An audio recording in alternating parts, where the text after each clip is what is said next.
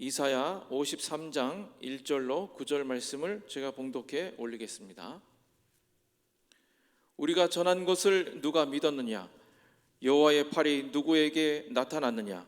그는 주 앞에서 자라나기를 연한 순 같고 마른 땅에서 나온 뿌리 같아서 고운 모양도 없고 풍채도 없은즉 우리가 보기에 흠모할 만한 아름다운 것이 없도다. 그는 멸시를 받아 사람들에게 버림받았으며 간고를 많이 겪었으며 질고를 아는 자라.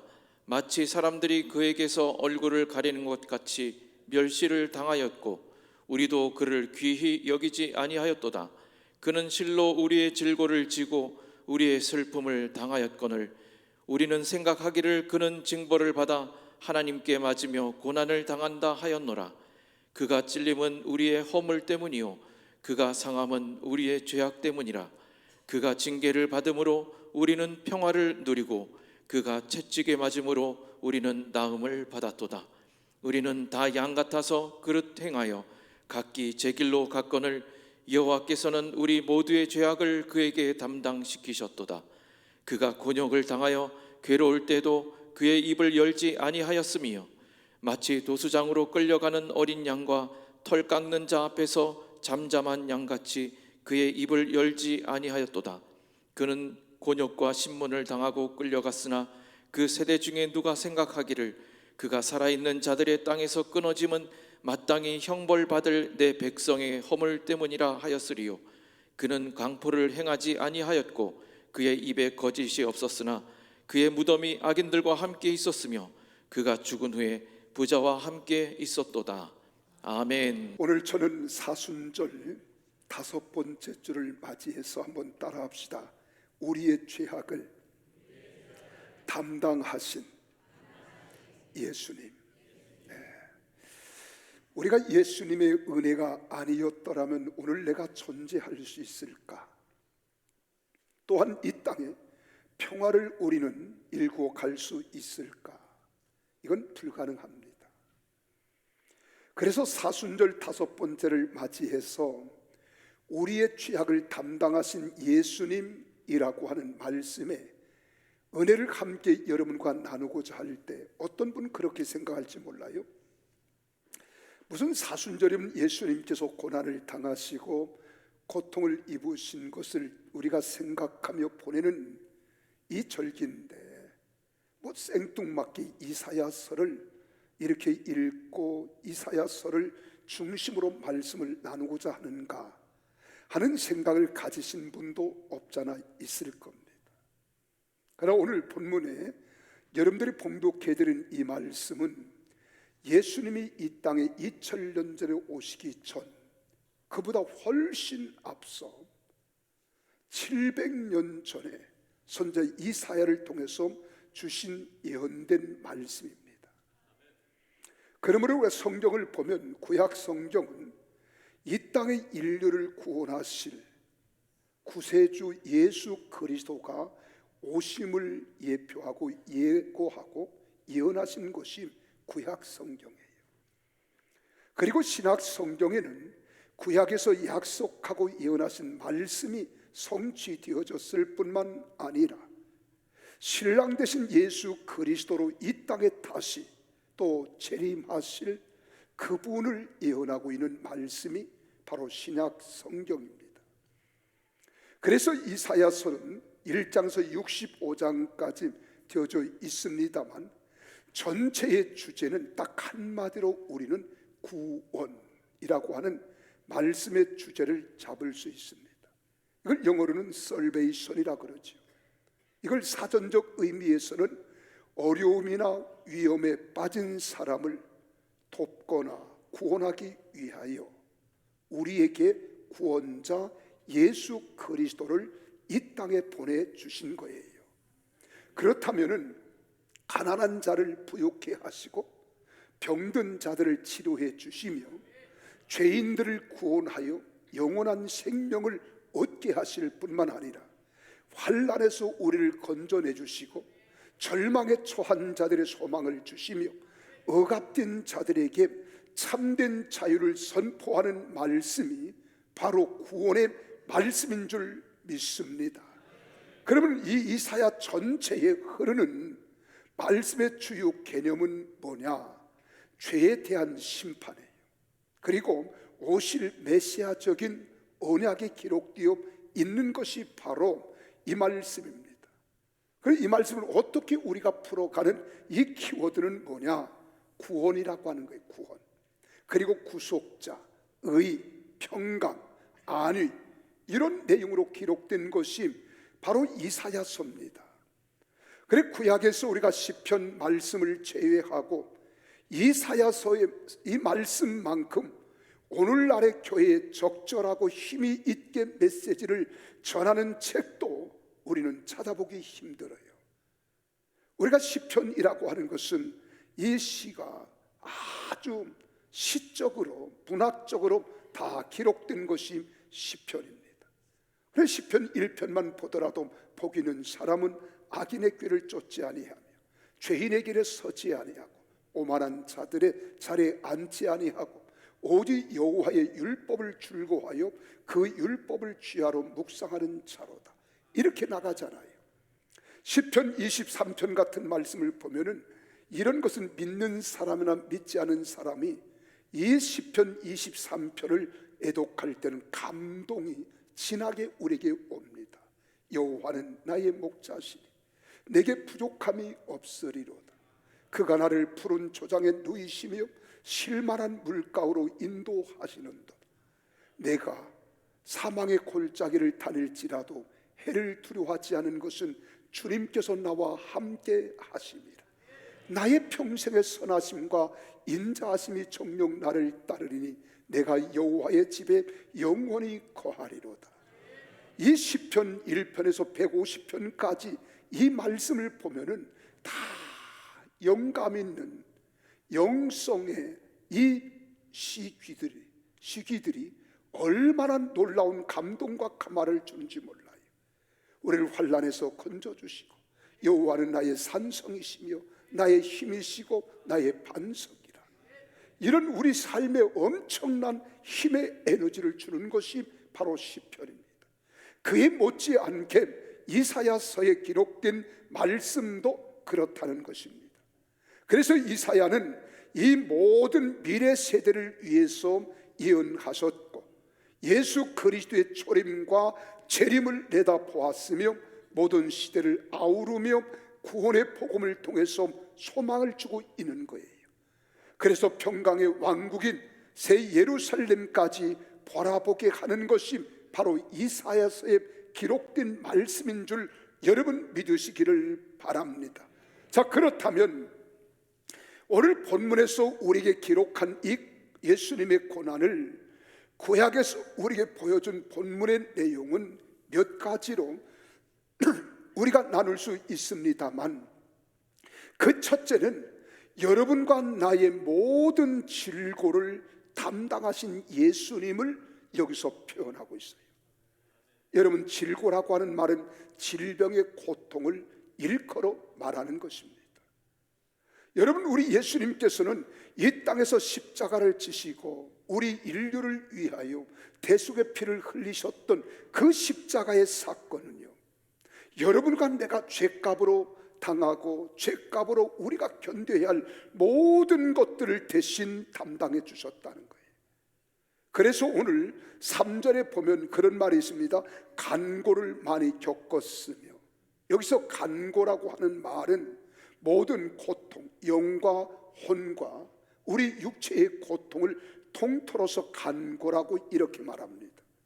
그 다음에 질고라고 하는 말은 우리 인간이 이 땅에 살아가면서 질병으로 인하여 당하는 고통, 이것을 이야기하는데 4절에서 뭐라고 합니까? 그는 실로 우리의 질고를 지고 우리의 슬픔을 당하였거늘 우리의 질고 질병의 고통을 대신 지셨다라고 이야기합니다. 그렇습니다. 우리 인간이 병들면 육체의 고통만이 아니라 정신적 고통까지 우리에게 압박하고 있다는 거예요. 그래, 내 몸이 손가락만 아파도요, 온몸 전신이 아프고 몸만 아픈 것이 아니라 정신적으로 이것을 이겨내기가 쉽지 않습니다. 뿐만 아닙니다. 우리의 인생을 우리 주님께서 이 질병으로 인하여 건져주시려고, 우리를 구원해 주시려고, 우리에게 이 죄값의 무서운 결과를 주님이 대신 담당해 주셨다. 지난번 우리가 패션 오브 크라이스트 가운데 예수님의 십자가의 한 장면을 영상을 통해서 보았습니다만, 여러분, 예수님께서 당하신 고통을 보세요. 보통 고통입니까? 보통 아픔이에요. 여러분, 채찍으로 온몸을 휘어 감을 때 그 채찍 끝에는 여러분 짐승의 뼈나 금속으로 날카롭게 낚시 바늘처럼 만든 거예요.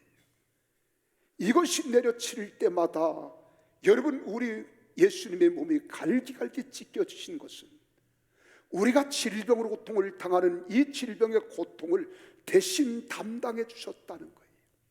이걸 대신 주셨다는 거예요. 그리고 우리가 찬송가 할 때 그때 너 거기 있었는가? 2000년 후에 오늘 이 시대를 살아가지만은 너희가 그 마음의 십자가의 고통을 당하시는 예수님의 골고다 언덕, 갈보리 언덕을 우리는 생각하고 있는가? 너의 생각은 거기에 있는가? 주님의 그 십자가의 고난을 우리가 생각하는 것은 이미 내가 당해야 할 죄값의 결과를 주님이 대신 2000년 전에 담당해 주셨다는 것, 이것을 이야기하는 겁니다. 그런데 여러분, 질병이 얼마나 고통스러워요. 우리는 감기에 조짐만 와도 우리 밸런스가 깨지잖아요. 코에서는 콧물이 나오고요, 목에서는 자꾸 잔기침이 나오고, 온 몸에는 의식이 춥고, 그리고 내 몸이 보들보들 떨리기도 하고요. 이 말초 신경까지 자극시키는 이 고통은 말로 다 할 수 없는 겁니다. 그리고 모든 질병의 공통점이 뭐냐? 우리 육체와 정신을 고통스럽게 한다는 거예요. 그래서 질병은 고통이다. 뿐만 아닙니다. 우리 인생을 혼란하게 만들어요. 우리가 봐보세요. 미래의 꿈도 잊어버립니다. 소망도 잊어버려요. 그리고 현실에 그 아픔과 고통을 참고 견디어 이겨내려고 모든 삶을 거두절미하고 포기해야 하는 이런 상황도 있잖아요. 그뿐인가요? 우리 가정은 한 사람의 아픔으로 인하여 그 질병으로 가정이 온전히 나아가는 길을 가로막을 수도 있습니다. 그리고 가족들이 한 사람의 고통, 한 사람의 질병 때문에 온 가족의 고통을 겪는 겁니다. 뿐만 아닙니다. 이 질병은 우리의 생명을 단축하게도 만듭니다. 그러므로 모든 질병으로 고통을 당하는 자는 세상에서 겪는 고통을 보세요. 여기서 자유함을 얻기를 원하는 겁니다. 치료받기를 원하는 겁니다. 이 치료받기를 원하지만 우리 마음과 뜻대로 되나요? 그렇지 않습니다. 그래서 우리는 의학을 의존합니다. 약을 복용하고요, 주사를 맞기도 하고 수술을 하기도 하는 거예요. 그래서 인간이 할 수 있는 의학은 100% 다 완전하게 우리의 질병을 해결하지 못합니다. 여러분, 제가 보도에서 책에서 본 내용을 보면 이 땅의 질병의 가지수가 몇 가지나 된 줄 아십니까? 몇 가지나 되겠어요? 예? 여기 의사 선생님 몇 가지나 됩니까? 여러분, 우리 질병이 약 12,400여 가지가 된다는 거예요. 12,400여 가지가 되는데 그 가운데 질병 하나도 걸리지 않은 것, 건강하게 살아가는 것, 12,400여 가지 가운데 나는 질병 하나도 내 몸에 없다. 얼마나 큰 은혜예요. 별로 기분이 안 좋은 모양인데요. 얼마나 큰 은총입니까? 이 12,400여 가지가 되는 질곡 가운데에서 고통을 당할 때 의학으로 할 수 없는 것 있잖아요. 약물로 되지 않은 것들 있잖아요. 내가 아무리 주의를 살피고 주의 있게 산다 할지라도 우리가 걸려들을 수도 있잖아요. 근데 의학으로 할 수 없는 것, 과학으로 할 수 없는 것, 사람의 힘으로 할 수 없는 것, 이런 것까지라도 주님께서는 대신 담당하시고 짊어지셨다는 것, 이거 한번 생각해 보셨습니까? 오늘 우리 주님께서 우리 질고를 다 담당해 주셨다는 거예요. 그런 자들이 이 땅에서 우리의 힘으로, 수고로, 노력으로, 의학으로, 과학으로 할 수 없는 것들이 있을지라도 너희는 염려하지 말라는 거예요. 걱정하지 말라는 거예요. 질병으로 고통을 당할 때 주님 앞에 나오라고 하시는 이 약속을 믿으시기를 바랍니다. 그래서 수고하고 무거운 짐진 자들아 다 내게로 오라, 내가 너희를 쉬게 해 주시겠다고 약속하시는 거예요. 또 두 번째로는 믿음과 기도로 치료함을 받으라는 거예요. 주님은 치료자라는 겁니다. 우리가 마가복음 9장에 보면은요, 예수님께서 변화산에 올라가셨어요. 그리고 거기에 하나님께서 놀라운 은혜의 자리를 만들어 주셨습니다. 이미 수천 년 전에 이 땅을 떠난 모세가 그 자리에 나타났어요. 엘리야가 나타났습니다. 제자들이 황홀을 경에 그 광경을 바라보고 주님 여기가 쫓사오니 여기에 초막 셋을 짓되 하나는 주님을 위하여 짓고 하나는 엘리야를 위하여 짓고 하나는 모세를 위하여 짓겠나이다. 여기가 쫓습니다. 그 은혜를 경험했던 이 제자들을 향하여 예수님께서 내려가자는 거예요. 내려올 때 밑에는 다른 제자들과 한 병든 자가 있습니다. 이 병든 자는 귀신에 들린 자예요. 때는 불에도 넘어집니다. 때는 물에도 넘어집니다. 그 광경을 지켜보는 부모의 마음은 애간장에 끓는 거예요. 예수님께서 변화산에서 내려오시는 그 모습을 지켜보고 있던 이 아버지가 예수님 앞에 넙죽절하며 말합니다. 선생님, 내 아들이 귀신 들렸나이다. 할 수만 있으면 내 아이를 고쳐주옵소서. 그랬더니 예수님이 하신 말씀이 할 수 있거든이 무슨 말이냐? 믿는 자에게는 능치 못할 일이 없느니라. 할렐루야. 믿으면 치료된다는 거예요. 여러분, 믿음만 가지고 치료됩니까? 아닙니다. 믿음과 더불어서 전능하신 하나님께 기도하는 기도가 있어야 될 줄로 믿으시기를 바랍니다. 그래서 예수님께서 그 아버지를 향하여 말씀합니다. 내 믿음대로 될지어다는 거예요. 내 믿음대로 될지어다. 근데 이 아버지에게는 와서 주님께 구하고 믿음을 가졌을 때 그 아들에게 들어갔던 귀신이 떠나가는 거예요. 그런데 예수님께서 제자들과 대화는 또 다른 대화입니다. 선생님, 왜 우리는 못했습니까? 우리도요 선생님처럼 꾸짖고 명령했습니다. 주님의 이름으로 우리가 호통도 쳤습니다. 근데 우리는 안 되던데요. 그랬더니 예수님 하신 말씀, 기도 외에는 이런 유가 나타날 수 없느니라.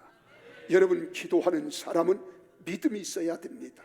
믿음이 있는 사람은 하나님께 기도해야 될 줄로 믿으시기를 바랍니다.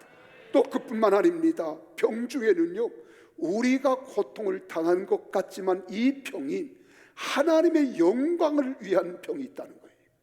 하나님의 영광을 위한 병. 이건 아무리 기도해도 안 될 수도 있습니다. 바로 바울이 그러한 존재입니다. 낫기를 3번 기도했지만 내 은혜가 내게 족하도다. 내가 약한 데서 강하여지며. 믿으시면 아멘. 내가 능력을 행한 내 약함을 통해서 하나님께 끊임없이 기도에 무릎을 꿇을 수 있는 환경을 만들어 가시기 위하여 우리에게 질병을 주실 수도 있다는 거예요.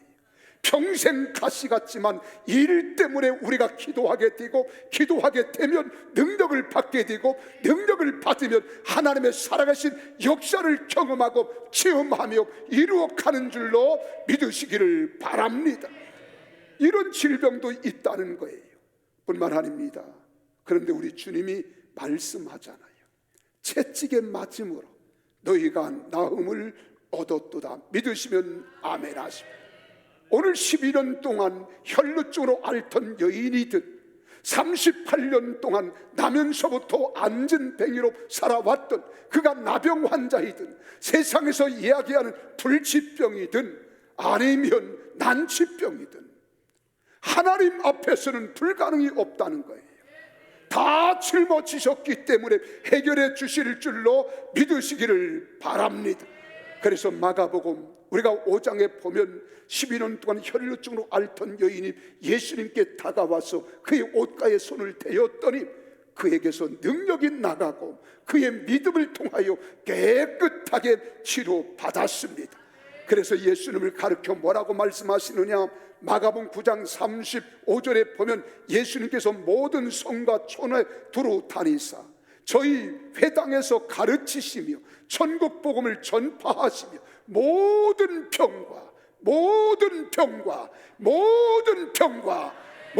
약한 것을 고치시니라. 할렐루야. 여러분, 이 질병이라고 하는 것은 정말 우리에게 가시입니다. 그래서 질병에 걸리면 고통과 죽음이 따르잖아요. 우리가 잘 아는 대로 아주 권세를 누리는 왕일지라도 대통령일지라도 병들면 죽게 되어 있습니다. 여러분, 선지자라도 하나님의 사람이라도 아무리 착하고 선한 사람일지라도 우리가 병들면 우리는 고통과 죽음이 따른 겁니다. 만일 병에서 자유를 얻고 생명을 연장하기를 원한다면 나는 하나님께 기도하는 여러분들이 되어서 하나님의 치료의 광선이 여러분에게 나타나기를 주님의 이름으로 축원합니다. 요즘 이것을 뭐라고 하는 줄 아십니까? 레이저라고 그래요. 근데 이미 예수님께서 이 땅에 오시기 2400년 전에 이 레이저를 주님은 말씀하시는 거예요. 근데 이 인간이 만든 과학의 레이저는 한계가 있지만 하나님의 치료의 광선을 바라는 레이저는 능치 못할 일이 없는 줄 믿으시기를 바랍니다. 그래서 말라기 4장 2절에서 그렇게 말합니다. 내 이름을 경외하는 너희에게는 공의로운 해가 떠올라서 치료하는 광선을 바라리니 너희가 나가서 외양간에서 나온 송아지같이 때리라. 할렐루야. 여러분, 송아지 낳는 거 보셨나요? 나는 어렸을 때 농부의 아들로 태어났기 때문에 송아지 낳는 거 많이 봤습니다. 옛날에는 소 한 마리가 그 집안에 큰 가부처럼 느껴졌어요. 농경사회에서 소의 노동력은 사람의 면목을 감당합니다. 근데 한 번은 제가 학교에 갔다 오니까 우리 아버지가요 소리치는데 송아지나 다 기뻐서 외치는 거예요. 야, 우리 소가 이미 새끼 애를 낳은 모양이다. 그리고 제 가방을 둘러매고 뛰어가서 보니까 머리부터 나오는데 얼마나 마음이 급하든지 우리 아버지는 입이 이제 나오기 시작한 걸 송아지 낳았다 그러는 거예요. 그래 머리부터 나와가지고 한참 애쓰고 힘쓰니까 송아지가 푹 나오더라고요. 근데 탯줄을 잘라서 태는 다 어미소에게 먹이고 조금 있더니 어미소가 부시 보더니 자기 새끼 모든 온몸을요 다 혀로 핥아요. 그리고 났더니 보세요, 이 송아지 고개를 끄덕끄덕 합니다. 그들이 앞다리를 다시금 힘을 주기 시작하니까 이 앞다리를 네 발로 걸어가려고 다리폭을 정확하게 하는 게 아니라 넓게 잡더니만 버들버들 떠는 거예요. 그리고 앞다리가 힘을 주니까 뒷다리도 바등바등 하면서 막 떠는데요, 내가 그대로 신용은 못 내도 떠는데 조금 있다 보니까 내 다리가 버떡 서니까요, 야, 잠시 후에 다리를 뛰기 시작해요. 비틀비틀 거리면서 뛰기 시작하더니 한 5분 정도 지나니까 자유롭게 뛰어다니는 거야. 오늘 성경에는 뭐라고 말하느냐? 하나님께서 치료하는 광선을 바라리니 마치 외양간인 송아지같이 뛰겠다는 거예요. 여러분, 이런 은혜가 여러분 속에 넘쳐나기를 주 이름으로 축원합니다. 지금도 그 역사가 일어나고 있는 거예요. 확실히 믿으시기를 바랍니다. 여러분 보세요. 우리가 애를 낳잖아요. 우리가 낳은 애가 낳자마자 눈을 번떡 떠봐요. 이것도 사람 기겁할 일입니다. 나는 우리 집사람의 첫 아이를 낳을 때 내가 받아서 알아요. 집에서 내가 그 당시는 돈도 없으니까요. 병원에서 수술하라고 하지요. 전적인 하나님께 맡기고 제가 받아봤는데 눈을 감고 태어나더라고. 그런데 우리 손녀딸은요, 어떻게 된 게 인연은 눈을 뜨고 나와요. 얼마나 제 마음속에 야, 요즘 애들은 숙성에서 나오는가 보다. 근데 나오자마자 이 아이가 엄마를 쳐다보더니 엄마? 그러면 다 놀래 자빠질 겁니다. 근데 우리 주님께서 뭐라고 말씀하느냐? 우리 주님이 치료의 광서를 바라리니, 치료의 광서를 바라리니 믿으시면 아멘. 너희가 나가서 외양간에서 나온 소가지같이 뛰겠다는 거예요. 나는 이런 은혜가 여러분 속에 넘쳐나기를 바랍니다. 근데 그뿐만 아닙니다. 우리 주님께서는 질고도 담당하실 뿐만 아니라 여러분과 나에게 있는 모든 죄악도 담당해 주신다는 거예요.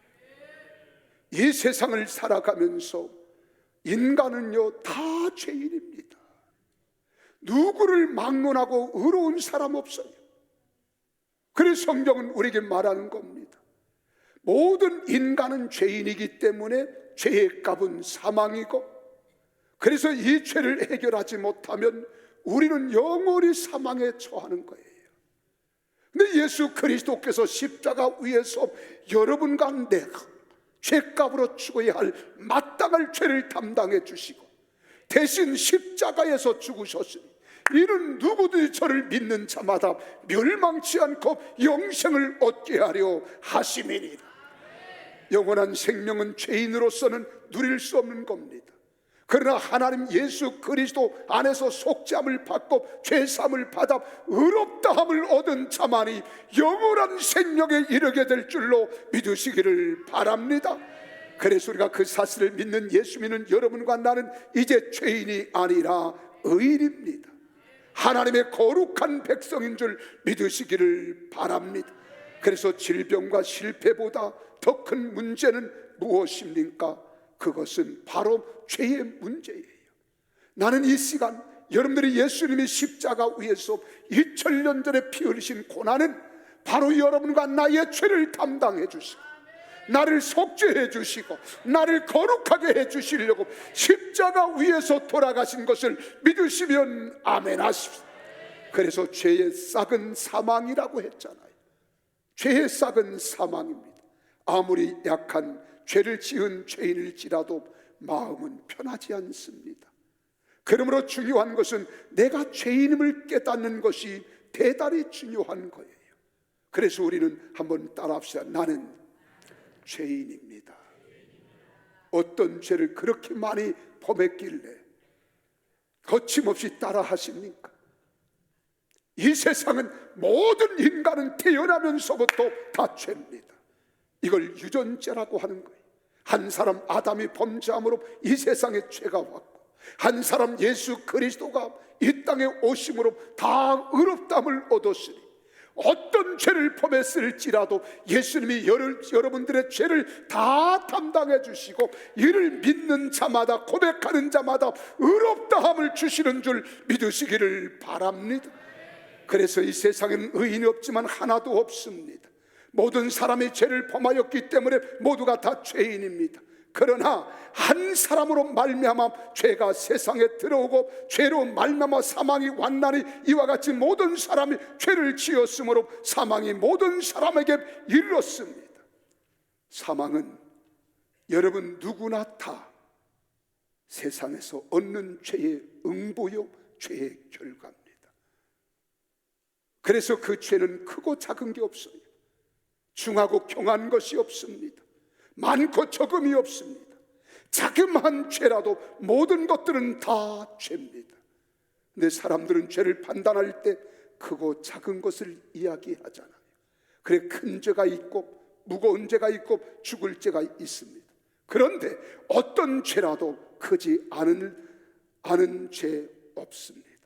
가벼운 죄도 없습니다. 죽지 않을 죄도 없습니다. 여러분이 벌금형을 받은 것이라도 죄입니다. 내가 신호등을 어기는 것도 죄입니다. 여러분, 내가 이 땅에 살아가면서 사람들의 눈 헐김도 죄입니다. 마음에 미워하는 것도 죄입니다. 시기하는 것도 죄입니다. 모든 것들이 다 죄입니다.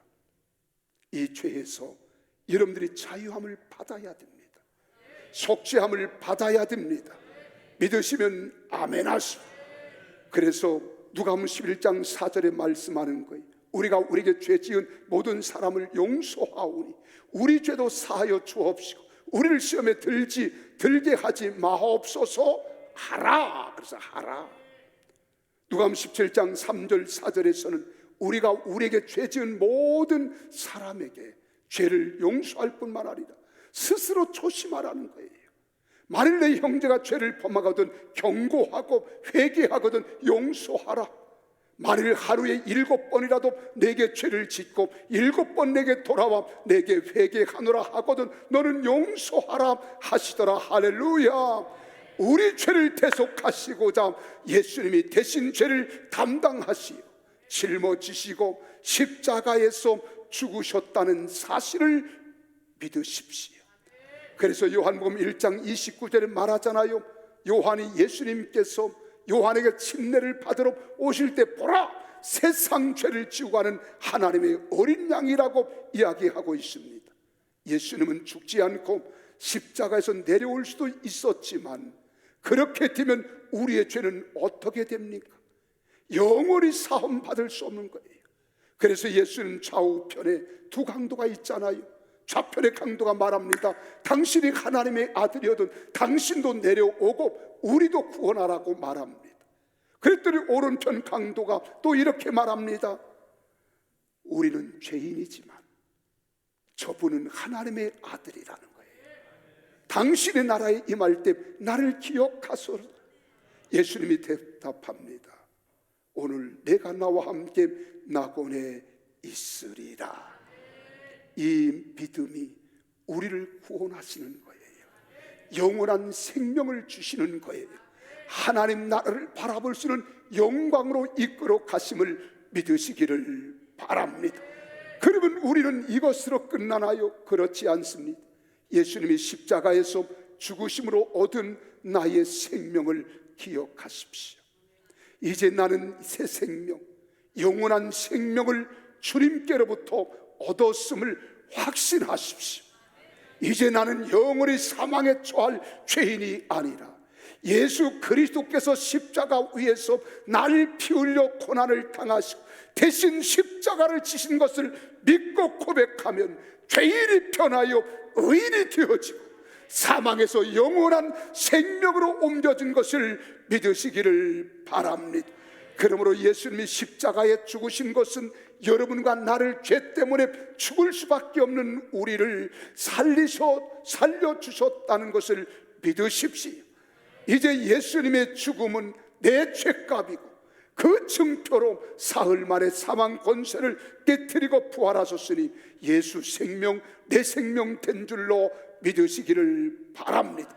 그래서 갈라디아서 2장 20절에 말하는 거예요. 내가 그리스도와 함께 십자가에 못 박혔나니 그런즉 이제는 내가 산 것이 아니요 오직 내 안에 그리스도께서 사신 것이라.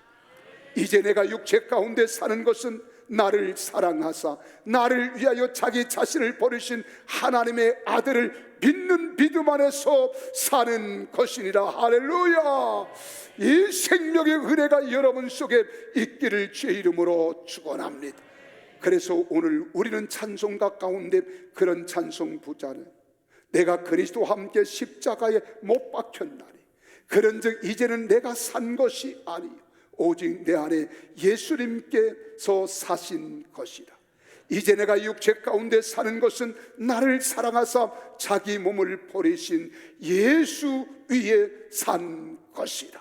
예수님 말씀합니다. 나를 믿는 자는 죽어도 살겠고 살아서 나를 믿는 자는 영원히 죽지 아니하리라. 그 사실을 믿으시면 아멘 하십시오. 우리 한번 이 찬송을 힘차게 불러보겠습니다.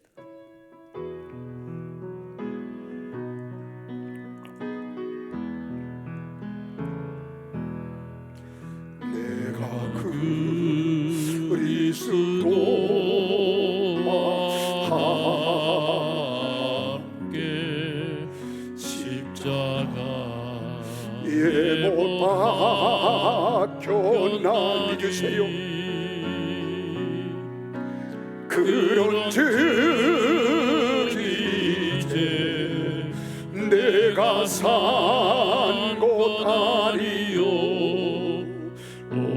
오직 내 안에 예수께서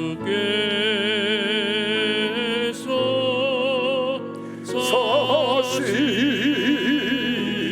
곳이라. 이제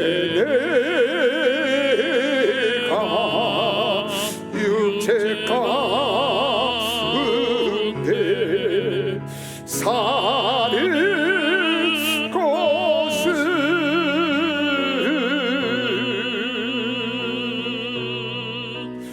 나를 사랑하사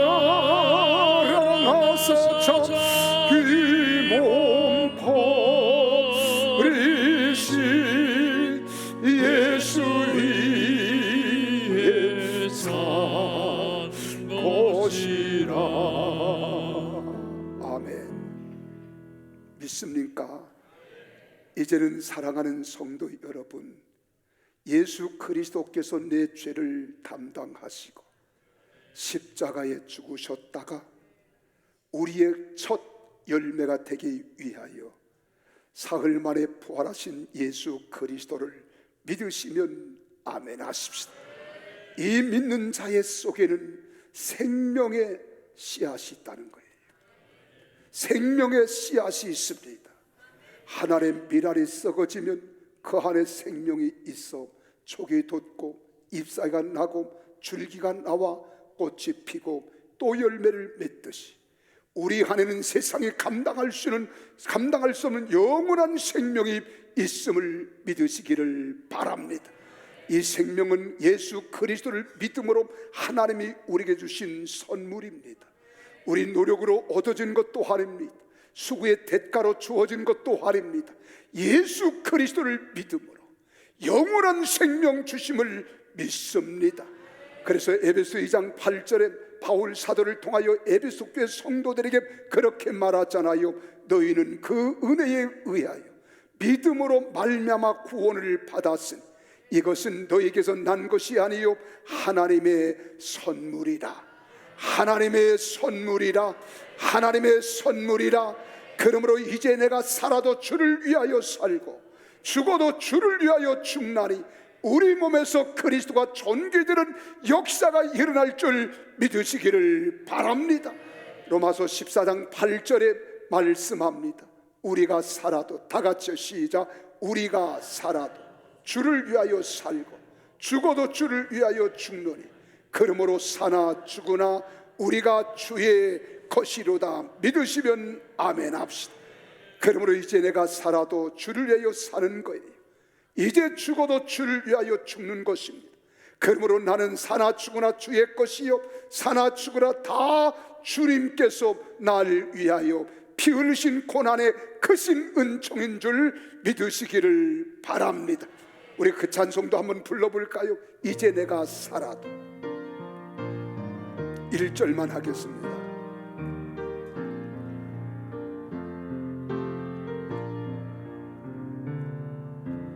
이제 내가 살아 가슴에 손을 얹고 주 위에 살고 이제 내가 죽어도 이제 내가 죽어도 주의 죽네 주 위에 죽네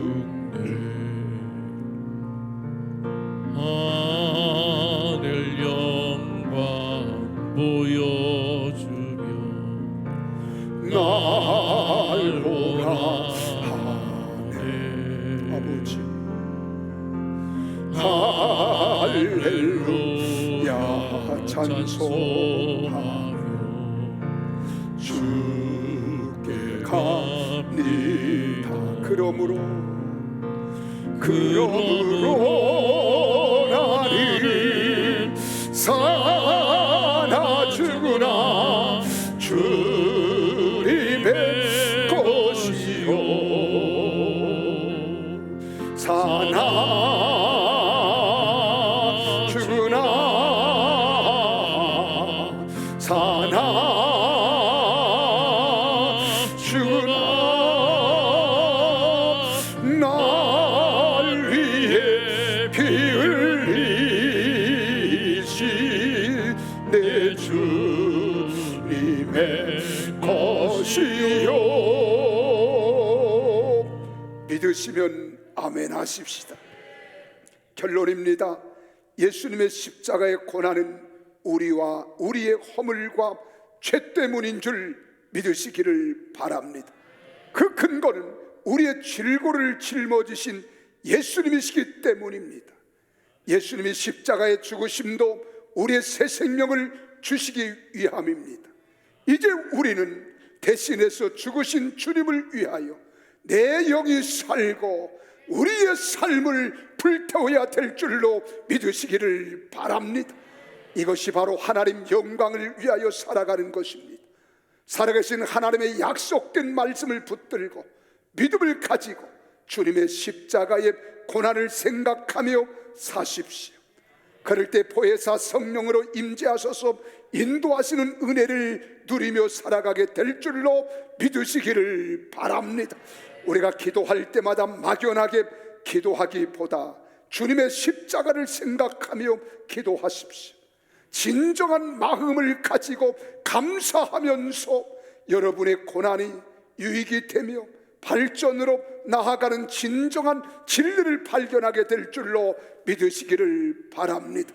그러므로 고난도 그리고 실패도 인생의 삶의 풍랑이 좌절이 우리에게 온다 할지라도 낙심하지 마십시오. 하나님이 함께 하심을 믿으시기를 바랍니다.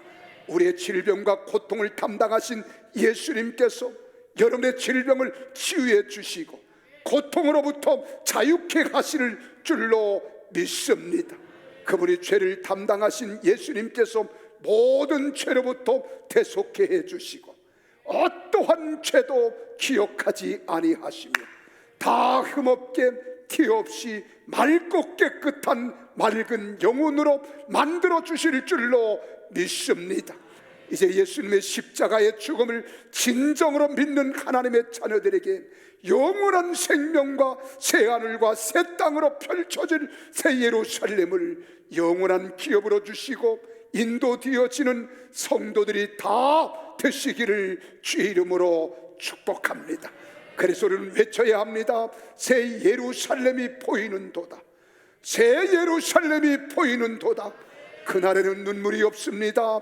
애통하는 것도 곡하는 것도 없고 하나님이 친히 우리의 치료자가 되어주시는 진정한 하나님 나라 영광의 나라가 될 줄로 믿으시기를 바랍니다. 기도하겠습니다.